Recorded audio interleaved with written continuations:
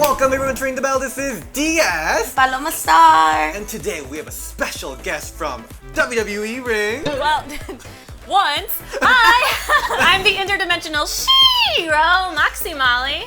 And if you are interested in what DS is talking about, you can find me as Samantha Simon. Okay, that's two of the Horsewomen. That is crazy. Yeah.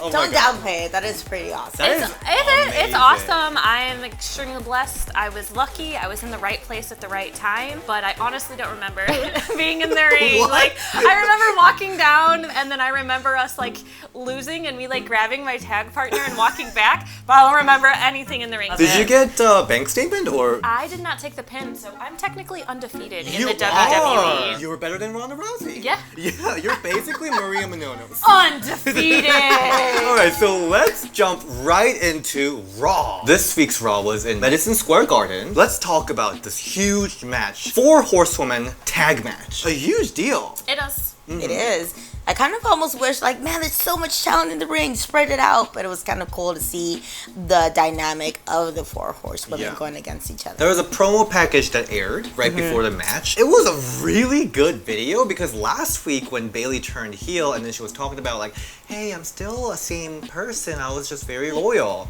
Some people were kind of confused, but this video clearly states that Bayley's direction is going like full on delusional. Totally. Heel. They always do such a good job of the video packages because even if you're not caught up with it, you can watch the video package and be like, oh, that's what's going on. So shout out to their editing team because it always like turns out so well. Like you said, like a lot of people were confused, like what is going on? But this video package really kind of put the stamp on it and sealed on it, like, oh, this is where you're going. Yeah. Bayley's just crazy and thinks she's still a good guy, but it's not. Yeah. So. Which says something about Bayley's acting chops too. And there's like a backstage segment showing the relationships between two like teams. Of course, Bayley and Sasha is like lovey-dovey, but Becky and Charlotte, They're kind of like tagging because out of necessity. so they really set up the storyline going into this match. When this match happened, instant brawl. As it should. That's how you should start it. Well, I think it was like really important to have Bayley become a heel because Bayley and Sasha are their first ever ladies tag team champion. Might have been 2 of the greatest actual like physical tag team champions we've had so far, so it'd be great like to bring the relevancy back to the women's tag team championship. So you think they're gonna eventually go into the tag division? Yes. Okay. So this brawl, and when Charlotte just brought in a chair out of nowhere, Yeah. it was a really hot start of the match. But also one thing I noticed is that Bayley got no reaction when she came in. No boos, no cheers, quiet. And that's the worst. Like Yeah. even like when Roman was being booed, he's still getting a reaction. reaction. Like whether it's a good reaction or a bad reaction, at least you're getting a reaction. But when you're getting no reaction, that's when it's bad. This character that's kind of confusing to people because she still comes in with that bubbly theme song. She still has that Wacky, inflammable wild, dancing inflatable, Yeah. waving arm guy. I really like that complexity of this character. They just have to figure out how they're gonna have that reaction going for her. Because Yeah. this match overall was very complex match because Charlotte's not face, but she was working more face. That's funny you brought that up because I was actually, when I was watching that match, I'm like, so is Becky the only face in this match? But the psychology and the setup of this match was faces versus heel because the whole hot tags, like Charlotte got a hot tag, Becky got a hot tag, Sasha and Bayley were cutting the ring in half, not letting them go tag their partners. So it was very heel versus face, even though Charlotte's still a heel. Yeah, the thing is, like, even because of that old mix of face and heel dynamics, I think people didn't know who to cheer for. Yeah. A lot of the match was kind of like quiet because people didn't know what to do. Who do you think stood out in the ring? Charlotte did, actually. Yeah, especially how you just said how she just like brought the chair into the ring. That is like, oh, I'm here, like I'm Bowler, I'm Ric Flair's daughter, I'm the most amazing thing to happen to the WWE. Like, Honestly, I did think Charlotte stood out in the ring, action-wise, even though she had triple sloppiness, I'll say. Like, it wasn't a botch.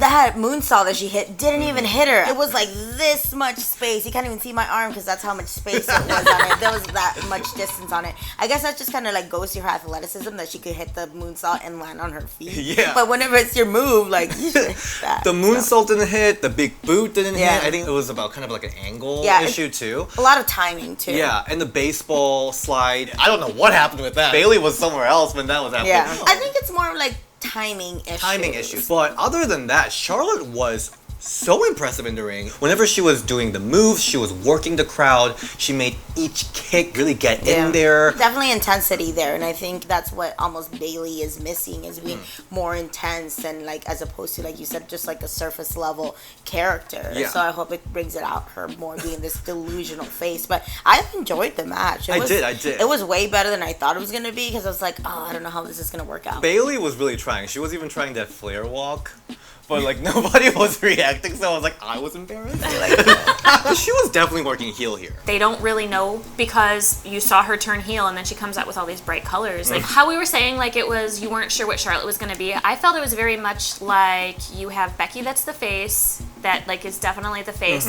Sasha, who is definitely a heel, and then their partners are both kind of like tweeners at the moment. Charlotte isn't a tweener, but you put her next to Becky Lynch, then she's like becomes a tweener, you know what I mean? Yeah. So it's exactly what you guys said. It's complacency. They don't really know. I don't even know what WWE knows what they're doing. I like this direction though. I love this delusional idea. Like, I want her to actually just push it through. I don't even want her to work heel. I hope she leans into it even more. Yeah, I agree. Like be more over the top, like positive and hugging, and like start hugging somebody and be like, I'm gonna let go. Oh, I'm gonna hug you, and like squeeze them, keep on squeezing them, like not letting them go, kind of like a Joker. Yes, like that annoying, super over the top, happy, positive person me. to No, I'm just kidding. like, you know, really lean into it, and kind of, which is kind of like contradiction, but I think it would work. So I was a little disappointed that she was working more just conventional heel in the ring. Any standout moments in this match? When everybody was doing their finisher, each person was locked into a move. Figure 8, That's and then what the it Becky was. Lynch was going to disarm her, and then she was thrown into Charlotte. Yeah, that was really creative. I always think whenever I see stuff like that, like, who came up with that? Was it an agent? Was it them? Like, I always wonder who comes up with, like, the awesome, creative, never before seen spots. I think it stood out for the bad way, but Charlotte missing those, it's like, come on. So Charlotte won the whole thing. Obvious. Charlotte's in the ring. Oh, she's gonna win. I am surprised that they made Boston Hug Connection lose, because that's their first match as a heel, so I thought they were going to build a team strong. Well, I see it as a way where like good heels don't really win unless they cheat. So it's like if they keep losing, they're gonna have to go full heel and cheat to win. I don't know what direction they're going with, so I don't know if this was the right choice. You're right, though. I think a Boston Hug Connection should have won, even if it was dirty. Even if it's like Bayley doing something, but I'm just trying to help. You know, while she's like trying to pin them or something, you know, like that type of thing. Awesome. I think that would have been really awesome, but I think they should have won. But. Yeah, of course Charlotte won. She is the golden child. I hope this will make more sense this Sunday when Charlotte loses to Bayley. Yeah. And Becky loses to Sasha. That would make sense if that's the direction they're going with. Yeah. But if that's not the direction they're going with, and Charlotte then wins. I have no idea why they did If that. Charlotte defeats Bayley again this Sunday. Like, okay. That might make her crazy. Maybe. If she loses everything. Very good match. Yeah, I enjoyed it. There's no way you could put those 4 ladies in a ring and it not be an amazing match. Yeah. There's a reason we call them the 4 Horsewomen. Yeah. Let's go to our second match. It is Natalya versus Lacey Evans. What was that for? I'm kind of salty about Lacey Evans. Bitch, I'm salty. What's the tea? I really like her as a worker, but her gimmick, way back before Moxie Mollie became half human, half comic book, I was like totally vintage, wear the Liberty curls and the high-waisted shorts. In fact, if you take my picture and put it next to what Lacey Evans debuted in, aside from her being blonde and in much better shape, it's almost like the same thing. On my like athlete page on Facebook, I had like the truest lady of Northwest Indiana wrestling, and now she's like the truest lady of WWE. So I think she's like an amazing worker. I just am kind of like, who came up with this gimmick? Because whatever. I was reading a comic book one day, and a flying saucer came and tried to abduct me, and in a super fantastical way, I became half human, half comic book. I'm way cooler now. Lacey Evans, where'd you come up with that? Oh my god, Ring the Bell's having issues I know, with Lacey every week. Yeah, this match. Natty with that intensity, that fire, that like finally, that where has this been for so many years? So She's many finally years. intense. Yes, I queen! finally believe her. K-W-E-E-N. So entertaining, so much fire. I don't know why she's so mad at Lacey. Maybe for you, like she's but she's really upset. She should be upset at Sasha, but she's really just putting it on Lacey. Yeah. I really have been enjoying Lacey Evans in this role.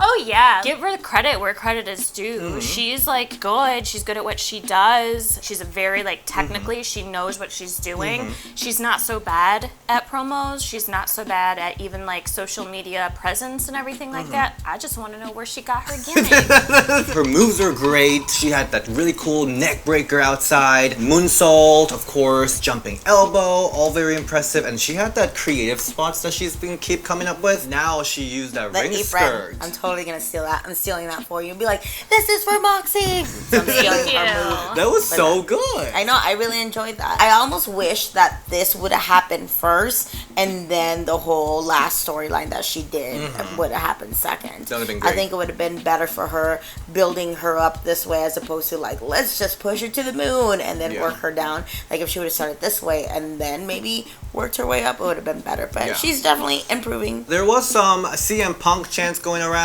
People were really dead. It's a Madison Square Garden crowd. They're trying to be part of the show, put themselves over, so. I don't think we're ever going to stop hearing CM Punk chants. I actually thought he was going to be there at AEW show. He wasn't! What, hasn't he been at their like signings though? He was at StarCast wearing AJ Lee's t-shirt. I thought that was super which was cute. really cute. But really the problem is, if WWE gave them Lacey and Natalya like one backstage segment, Lacey Evans like mocking Natalya or something backstage, that would have been a lot better. Like, we don't know why they're fighting. Natalya was getting picked on by Sasha for weeks. And let's forget about that. Yeah, for some reason, she's really upset at Lacey. And we don't know why. We're not invested. Especially putting on the third hour of Raw. Yeah. People are already dead. Totally. So... let's move to SmackDown. By the way, I don't know if you noticed, there's a women's tag team match for pay-per-view! Already! These pay-per-views are coming so fast, I can't even keep up with them sometimes. And it's going to be Nikki Cross and Alexa Bliss versus Fire and Desire. So Nikki Cross is having a match with Mandy Rose on SmackDown. Before this match started, Mandy Rose and Sonya Deville came to the ring. Sonya looking like Tamina. Totally stealing her look. Tamina's coming back! She'll come back like...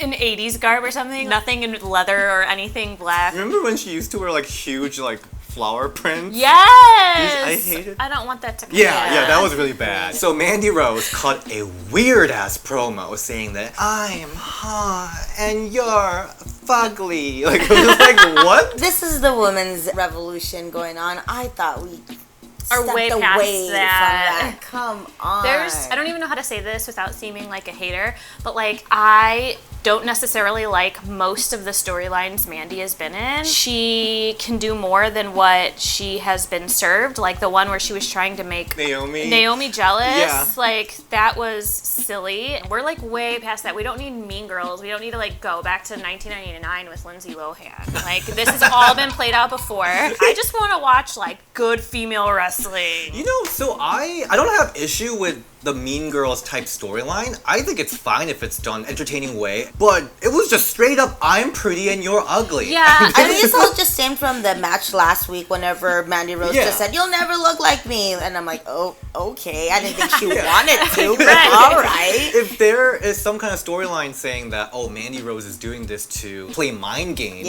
if we'd seen some kind of insecurity from Nikki Cross, I mean, we did seen some of it, but not regarding her looks. Yeah. So if there were some backstories, that might have been work, but like, it was just straight up, you're ugly, and I have issue with it. Which was so stupid. Yeah, it didn't even really get over either. No. The fans are kind of just like, I guess. Especially when the Four Horsewomen storyline is getting so complicated and like going into histories and everything. This seemed so out of place. So surface level, fight over who's hot. Like what? Especially like with their like no hate campaign. Be a star. Yeah. I'm fine because it's like heels saying it, but like if you're gonna do it, make it more meaningful. More than just you're right. Yeah, totally. make it meaningful, make it go somewhere, but it's 1 week before this big pay-per-view, and this was the only build that we get. You're ugly! It's so underwhelming. And not only, of course, is it demeaning Nikki Cross, but it's also kind of demeaning Mandy Rose. It's like, this is all you could do, you're hot, and that's it. Right. Like, it should be like, oh, you're a wrestler who just so happens to be hot, or pretty, or whatever. But I just hate that they're just like, you're hot, so just run with that, and that's it. Like, it could could be so much more. And she is very society pretty and what a lot of people would think what hot is. And I think Nikki is too. Like, why does it have to be this, man? Yeah, I think Mandy has a lot more to offer. I mean, she's very, like, strong. Yeah. And she's got good moves. Her finisher is really powerful. So I think she has a lot to offer, especially her and Sonya. There's a lot to be done. We've been keep saying that we want that lesbian storyline. Let's go there, you know? Like, why not? That would be better than the I'm hot, you're ugly storyline. Like, bring that donuts and make it lesbian-y. Like, I don't know. I want to see it. But then they dropped all that little subplot. I mean, fans were thinking, like, when Sonya was looking into her eyes, we were like, there's something going on. But no, nothing. A little disappointing. There were so many layers, they just didn't. Why do they do that? Sometimes they like give us like lead up to such good storylines and then are just like, you just wasted all of my attention, all of this time. Don't do that anymore. What do we think about this match? I thought it was okay. I mean, this kind of really goes back to what you were saying, is that Mandy is actually strong and powerful. She did a really, really nice follow-away slam. So that looked good, and she doesn't look like she was struggling with it at all. She could do more, almost like powerhouse power moves, and that would be awesome because you have this hot girl doing like power moves. That's another layer they could add on, as opposed to like, oh, she's pretty. But the match was fine. I mean, I didn't hate it. Honestly, that promo at the beginning put such a sour taste in my mouth. I'm just like, I mean, I really like Nikki's fire in this match. In the match, she was both fire and desire. She was working her face, so whenever the camera zoomed in on Nikki, I really liked it. So Nikki has to tap into that crazy side. I mean, we're gonna get there with some kind of storyline, I guess. Something with Alexa, I'm guessing, later in the year. Whenever we get to see the taste of that crazy Nikki, I'm loving it. I'm glad Alexa Bliss did come out though, because it kind of solidifies that they are really a tag team. Because for a little while there, I thought they were just like kind of thrown together. But now they kind of like actually acting more like a tag team, so I thought that was cool that she did come out. Let's face it, Alexa always gets this kind of storyline. They're going to be best friends, and then she's going to turn on her, and then Nikki and Alexa, who both have a different kind of crazy thing, both their crazies are going to unleash on each other, and it's going to be mad crazy in the ring, and it's going to be amazing. I'm so excited for that. We have different kinds of crazy, like Mickey James comes back.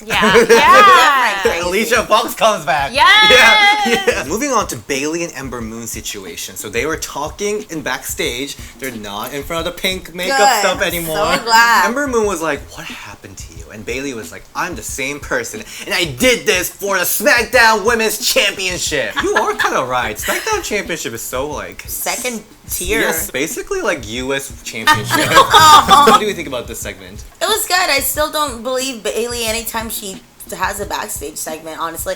I feel like she's reading her teleprompter or script when she talks sometimes. And Athena, I love how her sassiness, she always like throws a little something in. Athena. I mean, Ember Moon. My bestie Athena. Going back to what we were saying, like, it's really hard for anyone to have, like, females especially in wrestling, to have that natural charisma, and Bayley knows what she's doing in the ring by all rights, but like anytime she said anything in front of a camera, I don't know, I just don't feel any heart or sincerity behind it. In the match when Charlotte Flair was like on commentary, Charlotte wasn't even like cutting a promo, and everything she said, you believe what she's saying. How when she was like, a better champion would be me, like, she believes it. You hear the heart, you hear the passion in it, and I think the reason Bayley may not be getting over as a heel is because, like, you don't feel that sincerity, you don't feel that, like, hate or, like, anger in her at all, and I don't know if you ever really felt like the positivity or happiness either, like the real positivity and happiness either. The fake stuff is starting to get there.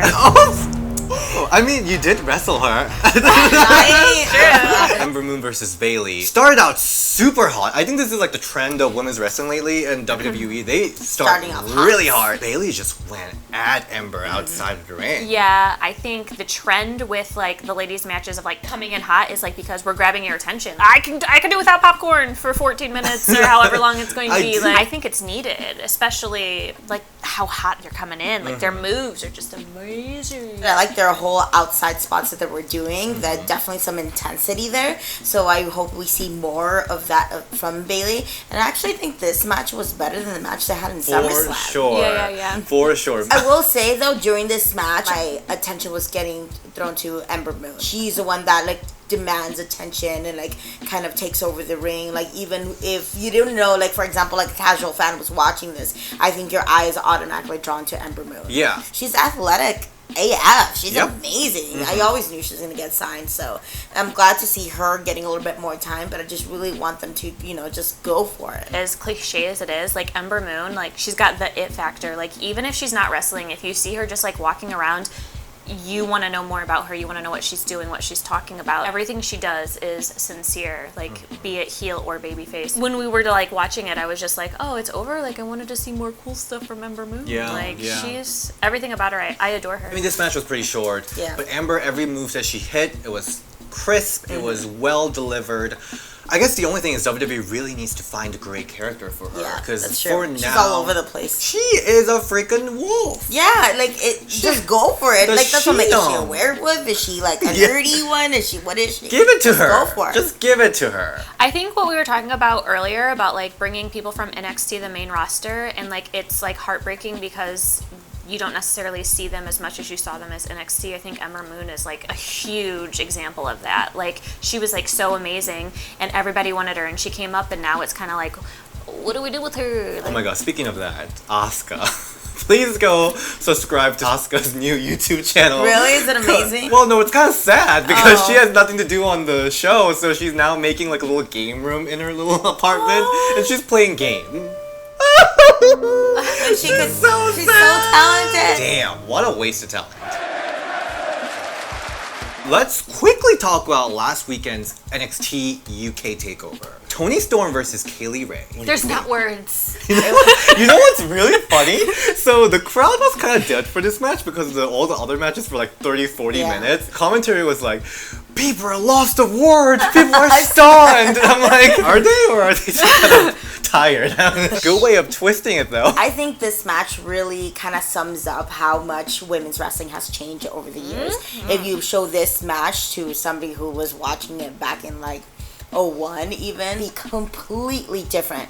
And I think this match really says like there's no more girl moves and guy moves. They're just wrestling moves. Yeah, because they did Germans. They did that German off the second rope, which was awesome. They had a lot of falsies. They did lots of hard hitting moves, which are mainly we're used to seeing like, oh, those are guy moves and stuff. But they just went for it. Yeah. I think now this just seems there's just two really good wrestlers in the ring having a great match, as opposed to like, oh, two good girl wrestlers. They're just good wrestlers regardless of gender. But I really enjoyed this match. It was really good. I really like Kaylee Ray. I think she definitely needs that extra push, so I think that title will help her. I don't think Toni Storm needs the title at all. She's a star. I also really, like she said, Toni Storm is a star, and I think them taking the title away from her is going to give us that storyline where she's just like clawing back up to the top to get it, and I think it's setting us up for the match we just saw that was amazing. Like, we can't even comprehend how great the next championship match we're going to get from Toni Storm is going to be. You know, I am honestly surprised that Toni's still in NXT UK. I feel like Vince saw her, like, randomly swiping through WWE Network, and he was like, Who's who is that? that? Like, we hired her? Bring her! Bring her to the main roster! Because Tony's, like, such, like, a full package. No matter what, this is still a business, and I think that she's, like,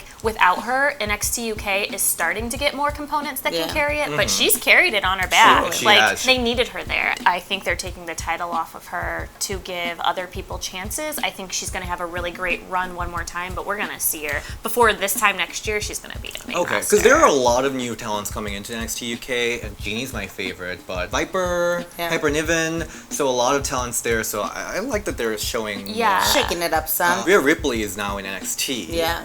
Wouldn't it be amazing if for the new NXTs getting TV time in NXT UK that there might be a wild card? No, I'm just kidding. No more freaking wild card. Okay, so Toni Storm, I know she's awesome. I haven't seen her like go beyond that, oh shit, this is crazy good level. I think she had the oh shit, this is good crazy level in the Mae Young Classic. I was about to say that too. Do you think so? Because the only one I remember from Mae Young Classic was Meiko Satomura. Yeah. I think Meiko Satomura totally stole the spotlight from entire show. I could see that. And Io Shirai too. I agree with Paloma that it happened in the Mae Young Classic. Okay. And like in a weird way, she like came in like oh Super shit, this is hot, awesome. yeah. I don't know if she can top that. I want to see her top it because, like I said, I don't even think we can comprehend how great it's going to be. But when you come in so great, like it's hard to top it. Should you lessen yourself though? No, like she's what made NXT UK. She has that charisma that I actually don't think a lot of women have that natural charisma. Oh, no, I totally As agree, soon yeah. as she comes out, she's like, who is that? Like, even if you don't watch wrestling, you're like, oh, you're definitely like one of those that I feel like years and years in from now, people are going to be like, Toni Storm is the reason why I got into wrestling. For me, 2 NXT UK TakeOver matches for women, I think they were on par with like current Shayna Baszler matches, but I don't think it went to the level of like Ember Moon, Asuka, Sasha Banks, Bayley matches. I'm not like completely like orgasmic. Like, You're almost there. I'm like edgy. Yeah, I'm edging it right now. Like I feel like I just a little bit more. Maybe she'll bring that little bit more when she gets to. I was about to say she hasn't really had the chance to wrestle people like them yet. Yeah. Like I mean, everyone that she's wrestled in NXT is great in their own way, but she hasn't been to, like with Asuka or anything like that to be able to show us that yet. I did like, by the way, that she was giving lots of Shawn Michaels vibes in her entrance. I thought that was kind of cool. And also, I don't know if you guys noticed the whole like backstory line of it. Like Kaylee Ray was telling her like, "Oh, you're the reason why your dad abandoned you." I was like, "Damn, girl, that was a lot." This is what you guys are doing over here, the NXT UK. All right. Other thing I really like about Toni is that she like has this random moments of extreme emotions in the match, and she goes like, excited to see more from NXT UK and see where Toni Storm's gonna go. That was the go home show for Clash of Champions. I keep on forgetting that it's already this weekend. I know, it's crazy. The build-up was pretty decent. Yeah, I'm actually really excited about the 2 matches. I think it's gonna be a good show. I think so too. Yeah, so super excited for that. So where can we find you? Earth. I was like, what? On social media platforms, you can find me on Instagram, Twitter, or Facebook at the Moxie Mollie. And you can find your past self in Lacey Evans. Yes. You can find me on Instagram and Twitter at Paloma Star. And you can find me at DS Shin and Ring the Bell DS on Twitter. Bye! Thank you.